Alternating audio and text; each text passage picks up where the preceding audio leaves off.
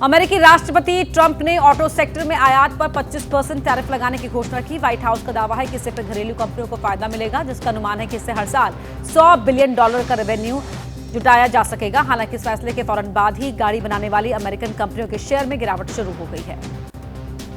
Canada के प्रधानमंत्री mark Carney ने अमेरिका के राष्ट्रपति ट्रंप की ओर से लगाए गए ऑटो टैरिफ पर बयान दिया। उन्होंने इस कदम को सीधा कनाडा पर हमला करार दिया। कार्नी ने कहा है कि यह व्यापार युद्ध अमेरिका की अर्थव्यवस्था को भी नुकसान पहुंचा रहा है। उन्होंने कहा कि ट्रंप सरकार के कदम से अमेरिका के ग्राहकों का भरोसा सरकार पर कम हो रहा है।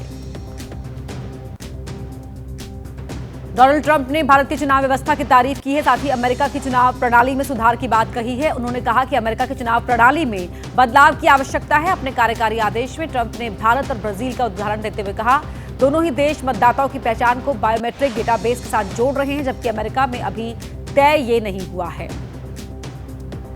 चीन ने अमेरिका की उस रिपोर्ट को खारिज कर दिया जिसमें उसे अमेरिका के लिए सबसे बड़ा सैन्य खतरा बताया गया। चाइना की ओर से आधिकारिक बयान जारी किया गया जिसमें आरोप लगाया कि वॉशिंगटन की ओर से गढ़ी जा रही चीन के खतरे की झूठी कहानी प्रसारित की जा रही है। अमेरिकी खुफिया समुदाय की ओर से जारी की गई रिपोर्ट में चीन, ईरान और उत्तर कोरिया को अमेरिका के लिए सबसे बड़ा खतरा बताया गया। पाकिस्तान के बलूचिस्तान में एक बार फिर बलूचिस्तान लिबरेशन आर्मी के लड़ाकों ने कई ट्रकों को आग के हवाले कर दिया। केच जिले में बीएलए लड़ाकों ने गुजर रहे ट्रकों में आग लगा दी और इस दौरान धमाके, फायरिंग की आवाज भी सुनाई दी। हालांकि अभी तक साफ नहीं हो पाया कि जिन ट्रकों में आग लगाई गई वो पाकिस्तानी सेना के थे या नहीं। कुछ वक्त पहले ही यहां पर ट्रेन हाईजैक का मामला भी सामने आया था। यूक्रेन से युद्ध को लेकर रशिया की ओर से बयान जारी किया गया है। क्रेमलिन की ओर से जारी बयान में बताया गया है कि राष्ट्रपति पुतिन की ओर से यूक्रेन के ऊर्जा क्षेत्र पर हमले नहीं करने का आदेश अभी लागू है और रशिया इसका पूरी तरह से पालन कर रहा है। वहीं इस दौरान क्रेमलिन के प्रवक्ता दिमित्री पेस्कोव ने यूक्रेन पर रूस की बुनियादी ऊर्जा ढांचे को निशाना बनाने की कोशिश करने का आरोप लगाया। उन्होंने कहा कि रूस मानता है कि इस प्रतिबंध का पालन दोनों ओर से किया जाना चाहिए।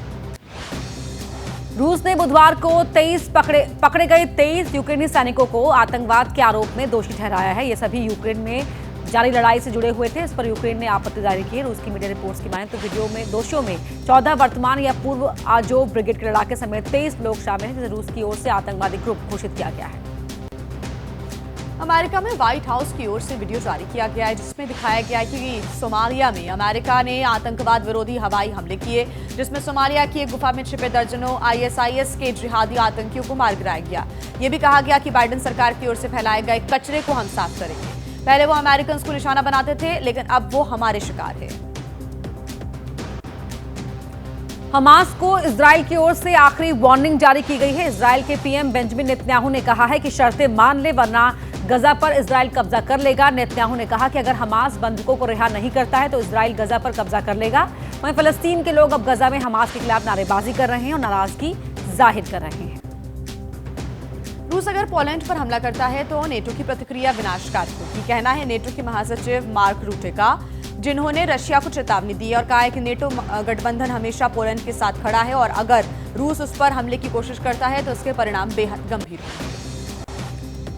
तुर्की में इस्तांबुल के मेयर की गिरफ्तारी से लोगों का गुस्सा अर्दोआन सरकार पर भड़का हुआ है। इसे लेकर अब राष्ट्रपति अर्दोआन ने विपक्षियों पर हमला तेज कर दिया है। तुर्की की संसद में अर्दोआन ने विपक्षी दलों पर तोड़फोड़ के जरिए देश को आर्थिक नुकसान पहुंचाने का आरोप लगाया। कहा कि विरोधी दल रिपब्लिकन पीपल्स पार्टी को इसका जवाब अदालत में भी देना होगा।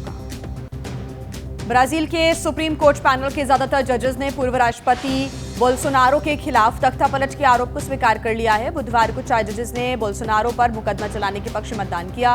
2022 में चुनाव हारने के बाद बोल्सोनारो पर सरकार बचाए रखने के लिए तख्तापलट की कोशिशों के आरोप लगे हैं। अमेरिका के हवाई में मौजूद ज्वालामुखी ने मंगलवार से एक बार फिर लावा उगलना शुरू कर दिया, जो बुधवार सुबह तक जारी रहा। यहां मौजूद किलाउआ ज्वालामुखी में मंगलवार को रुक रुक कर धमाके होने शुरू हुए, जो बुधवार सुबह तक जारी रहे। हवाई की वोल्केनो ऑब्जर्वेटरी की माने तो वो हालात पर नजर बनाए हुए और इस पर एक्टिव ज्वालामुखी में होने वाली हर हरकत पर नजर रखी जा रही है।